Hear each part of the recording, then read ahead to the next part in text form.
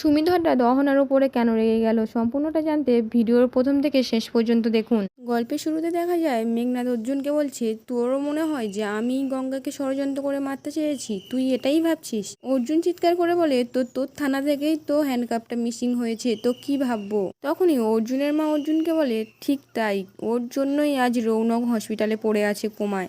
তাই ওর মনে হয় বাড়ির লোকই সবসময় খুন করতে চায়। আর মেঘনাদকে বলে, আমি আর আটকাবো না মেঘনাদ তোকে, আমি এই বাড়ির কাণ্ড কারখানা থেকে বিশুদ্ধস্ত হয়ে আছি। তখনই মেঘনাদ মনে মনে বলতে থাকে, এই সেরেছে, জেঠিও তো আটকালো না, এবার আমি কি করব? আর অর্জুনের মাকে বলে, আসি। অর্জুনের মা মেঘনাদকে বলে, আর থাকবিই বা কি করে বল? এমন একটা সময় আসবে এই বাড়িতে শুধু অর্জুনই থাকবে। ঠিক তখনই মেঘনাদ বাড়ি থেকে বেরিয়ে যেতে যেতে মনে মনে বলতে থাকে, খুব বাড়াবাড়ি করে ফেললাম মনে হয়, এই বেরিয়ে যাওয়ার নাটকটা না করলেই হতো। তখনই অর্জুন মেঘনাদের হাতটা চেপে ধরে বলে, যাস না মেঘনাদ, এই বাড়িটা তোরও তো বাড়ি, এই বাড়িতে যারা আছে সবাই তো তোর। আমার কথায় রাগ করে বাড়ির সকলকে কষ্ট দিয়ে যাস না। সবচেয়ে বড় কথা, যে ক্রিমিনালটা তোর লকআপ থেকে পালিয়েছিল সেই ক্রিমিনালটাকে তো ধরতে হবে, তাই না? তুই ছাড়া আমি কি করে ধরবো বল? বড় দাদার কথায় রাগ করে চলে যাস না। বলেই অর্জুন মেঘনাদকে জড়িয়ে ধরে কাঁদতে থাকে। আর তখনই মেঘনাদ মনে মনে বলতে থাকে, যে যাত্রায় আমি বেঁচে গেলাম, থ্যাংক গড, সম্মানটাও বাঁচলো। অর্জুন চ্যাটার্জি, তোমার জীবন থেকে তো এত তাড়াতাড়ি আমি সরে যাব না ভাই। তোমাকে আর এই চ্যাটার্জি পরিবারকে আর গঙ্গাকে শেষ করেই তবে আমি শেষ নিঃশ্বাস ফেলবো। অন্যদিকে গঙ্গা মনে মনে বলতে থাকে, আমার এখনো বিশ্বাস হচ্ছে যে এই দ্বারকাবাবু সম্পূর্ণ মিথ্যে কথা বলছে। উনি আমাকে মারতে চেয়ে থাকতেই পারেন, কারণ গায়ে তো ভাইরাস ভাইরাস গন্ধ। একে আর আমি এক ফোঁটাও বিশ্বাস করি না। অন্যদিকে মেঘনাদ যখন ঘরের মধ্যে গিয়ে জামা কাপড় গোছাচ্ছিল, ঠিক তখনই গঙ্গা দরজার সামনে দাঁড়িয়ে দাঁড়িয়ে সবটা দেখে। মেঘনাদ গঙ্গাকে বলে, আর কিছু বলার বাকি আছে? গঙ্গা বলে, হ্যাঁ, অনেক কিছু তো বলার আছে। বাড়ির সবাই বিশ্বাস করে দিল, স্যারও আপনাকে ক্ষমা করে দিল, কিন্তু কেন জানি না আমার আপনাকে বিশ্বাস হচ্ছে না। মেঘনাদ বলে, বাহ, দারুণ, তাহলে বলো তোমার কি বলার আছে। গঙ্গা বলে, আমি মেটে গঙ্গায় বড় হয়েছি দারোগাবাবু, তাই ভাইরাসের গন্ধটা আমি চিনি। আমি ভাইরাস, এটা তোমার মনে হয়? দেখুন দারোগাবাবু, আপনি আমাকে মারতে চেয়েছেন কিনা সেটা জানি না, কিন্তু আপনি ভেতর থেকে যে একটা ভাইরাস, সে বিষয়ে আমার বিন্দুমাত্র সন্দেহ নেই। তা কিসের বেশিকে আমাকে এতগুলো কথা বলছেন আমি জানতে পারি? গঙ্গা বলে, নিশ্চয়ই পারেন। আপনার সন্দেহজনক কথাবার্তা, চলাফেরা, তাকানো, আপনার সন্দেহজনক কাণ্ড কারখানা, আপনার সব কিছুতেই আমি একটা অপরাধের গন্ধ পাই। ওই রোল মোমো চাউমিনের দোকানে তদন্ত করতে গিয়েছিলেন, প্রথম খটকাটা আমার সেখানেই লেগেছিল। আপনি ওখানে গিয়েছিলেন, কিন্তু অত বড় চক্রান্তের আপনি কোনো সন্দেহ পেলেন না, কেন পেলেন না? তখনই মেঘনাদ বলে, এত পুরনো একটা বিষয় নিয়ে তোমার সঙ্গে তর্ক করার কোনো ইচ্ছা আমার নেই, তুমি আসতে পারো। গঙ্গা বলে, হাত করা? না মানে আপনার থানা থেকেই একটা অপরাধী হাত করা পরে পালিয়ে গেল, সে ওই নেশাচক্রের শান্তের সঙ্গে যুক্ত হলো, সে আবার নাকি আমার ওপর রাগ। সে জানতে পারলো যে আমি বাড়ির থেকে না জানিয়ে চুপি চুপি বেরিয়ে ডুব সাঁতারে গেলাম, তাই সে জানতে পেরে সে পায়ে হাত করা পরিয়ে একটা বড় পাথরের সঙ্গে বেঁধে দিল। সবটা বড্ড বেশি সাজানো হয়ে গেল, তাই না দারোগাবাবু? চট করে কারোর মাথায় কথাটা আসবে না, কেন জানেন তো দারোগাবাবু? কারণ আপনি পুরোটাই নাটক করে গেছেন, কিন্তু আমার মাথায় এসেছে। কেন বলুন তো? কারণ আমি ভাইরাসের গন্ধটা পাই। আপনি ভালো লোক নন, সেই কথাটা এই বাড়ির কাউকেই আমি বোঝাতে পারবো না। আর আপনি তো এই বাড়ির ছেলে, তাই আমি এই বাড়িতে কাউকে কিছুই বলতে পারবো না। তবে যে বললাম নজর থাকবে গঙ্গা ফিরে এসেছে কিনা, কিন্তু মা গঙ্গাই আমাকে ফিরিয়ে দিয়েছে, কিন্তু কেন?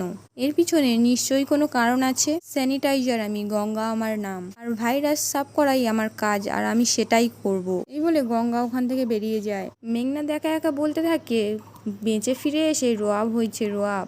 দাঁড়াও গঙ্গা, এই মেঘনাদ চ্যাটার্জিকে সাফ করা অতটা সোজা না।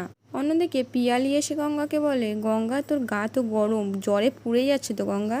গঙ্গা বলে, কিচ্ছু হবে না পিয়ালি দি, ওই মেচো কাকারা আমাকে উদ্ধার করার পর আমার আবার জ্বর এসছিল, তাই আমি আসতে পারিনি পিয়ালি দি।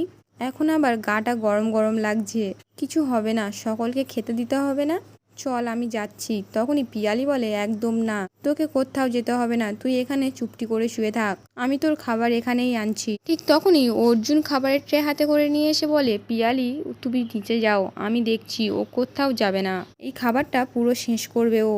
বড্ড বেরোছো তুমি গঙ্গা, তুমি কারো কোনো কথা শুনছো না। খাবার নিয়ে এসছি, খাবারটা পুরো শেষ করে নাও, খাবারটা খেয়ে নাও, আমি তোমার ওষুধ দিয়ে দিচ্ছি, জ্বর কমে যাবে। এইভাবে তুমি কাউকে কিছু না বলে প্রতিযোগিতায় নাম লিখিয়ে তুমি ভালো করোনি গঙ্গা।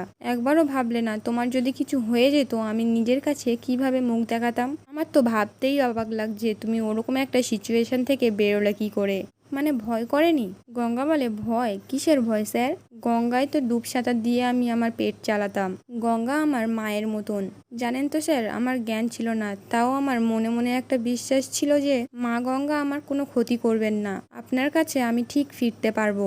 অর্জুন মনে মনে ভাবে, আমি মাঝে মাঝে ভাবি এই মেয়েটার মনে এত কনফিডেন্স এলো কোথা থেকে। গঙ্গাকে বলে, তোমার ক্যারিয়ারের জন্য সাঁতারটা বেছে নিয়ে আমি কোনো ভুল করিনি গঙ্গা।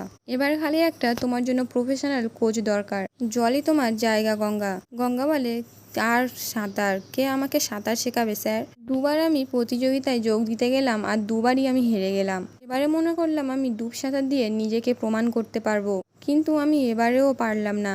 অর্জুন বলে, হেরে গেলে চলবে না, তুমি নিজের ওপর ভরসা রাখো। যারা এবং যে তোমার এই অবস্থা করেছে তাকে আমি ঠিক খুঁজে বের করবো গঙ্গা। গঙ্গা বলে, একটা কথা বলবো স্যার, আমার মনে হয় যারা আমার শত্রু তারা আপনারও শত্রু।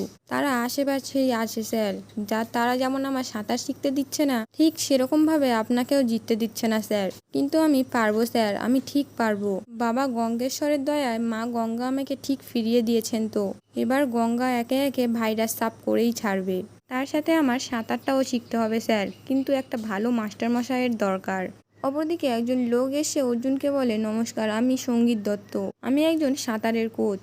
সেদিন যখন গঙ্গা সবার প্রথম তাড়াতাড়ি গিয়ে দুটো ফ্ল্যাগ ডুবিয়ে দিল, আমি তো 100% শিওর ছিলাম যে ওই উইনার হচ্ছে। তবে আজ সকালে আমি খবরের কাগজ পড়ে জানতে পারলাম যে গঙ্গা ফিরে এসেছে। তবে আমি কতটা শান্তি পেলাম আপনাকে বলে বোঝাতে পারবো না। আর খবর পড়ে জানতে পারলাম এসপি অর্জুন চ্যাটার্জি গঙ্গার হাজবেন্ড। আর গঙ্গাকে বলে, আচ্ছা গঙ্গা, তুমি আমাকে বলো তো সেদিনকে অ্যাকচুয়ালি কি হয়েছিল? আচ্ছা তুমি এখন ঠিকঠাক আছো তো? গঙ্গা বলে, হ্যাঁ আমি এখন ভালো আছি, কিন্তু জলের তলার ব্যাপার তো, হঠাৎ করে কখন কি হয়ে যায়। কিন্তু সেদিন কি হয়েছিল, যাই হোক আপনি এসেছেন, আমার খুব ভালো লাগছে। অর্জুন বলে, আপনি দাঁড়িয়ে আছেন কেন, প্লিজ বসুন না। ঠিক তখনই ওখানে অহনা চলে আসে আর সঙ্গীত দত্ত অহনাকে দেখে চমকে ওঠে আর বলে, তুমি এখানে? আর অর্জুন বলে, আপনি চেনেন ওকে? অবশ্য ওর মতো সুইমারকে কে না চেনে। তখনই অর্জুনকে বলে, সুইমার হিসেবে নয়, ওকে সুইমার আমি বানিয়েছি। যাই হোক অহনা, তুমি এখানে কি করছো, সেই উত্তরটা তো আমি পেলাম না। অহনা বলে, এটা আমার ফিয়ন্সে অর্জুন চ্যাটার্জি, ওনার বাড়ি। এদিকে গঙ্গা পিয়ালিকে বলে, এই পিয়ালি দি, ইংরেজিটা ওটা কি বললো রে? সবার চোখ মুখ পাল্টে গেল। ইংরেজি বলে বলে সবসময় পার পেয়ে যায়। এদিকে সঙ্গীত অহনাকে বলে, এক মিনিট, অর্জুন তোমার ফিয়ন্সে? অহনা বলে, মাইন্ড ইওর ল্যাঙ্গুয়েজ, আমার সম্পর্কে আপনার এই ধরনের কথা বলার রাইট কিন্তু নেই, আমি ওই ধরনের মেয়ে নই। সঙ্গীত বলে, চুপ করো, তুমি কোন ধরনের মেয়ে আমার থেকে ভালো আর কেউ জানে না।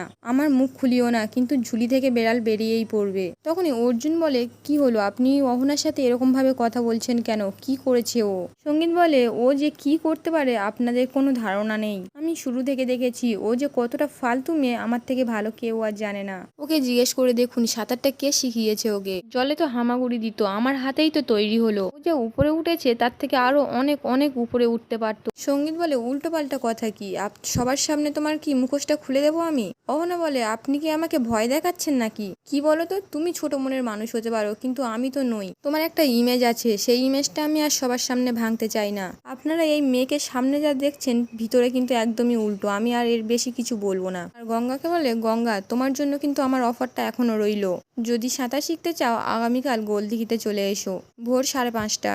এই বলে ওখান থেকে চলে যায়। ঠিক তখনই অর্জুন অহনাকে বলে, অহনা, উনি এসব কি বলে গেলেন? অহনা বলে, ওই লোকটা খুব খারাপ, পৃথিবীর সব থেকে খারাপ লোক হচ্ছে ওই লোকটা। ওই লোকটা আমার সাথে খুব খারাপ ব্যবহার করেছিল, ব্যাড টাচ করেছিল আমায়, তাই তো বাবার ইন্স্যুরেন্স খাটিয়ে আমি ওই লোকটাকে আমার জীবন থেকে চিরতরে সরিয়ে দিয়েছিলাম। ও সাঁতারের কোচ হতে পারে, তাই বলে ছাত্রী সম্পর্কে যা নয় তাই বলার অধিকার তো নেই, তাই না? একদিন আমি ওকে এক্সপোজ করে দিয়েছিলাম বলে তাই সবার সামনে এত কিছু বলে গেল।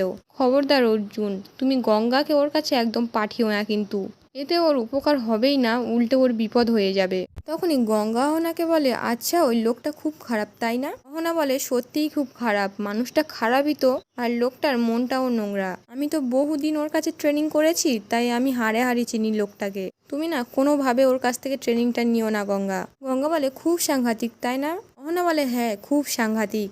তখনই গঙ্গা বলে, তাহলে লোকটা আমার জন্য একেবারে পারফেক্ট আছে, কোনো ভাইরাস নেই। আমি যদি সাঁতার শিখি তবে এর কাছেই শিখবো, আর কারো কাছে নয়।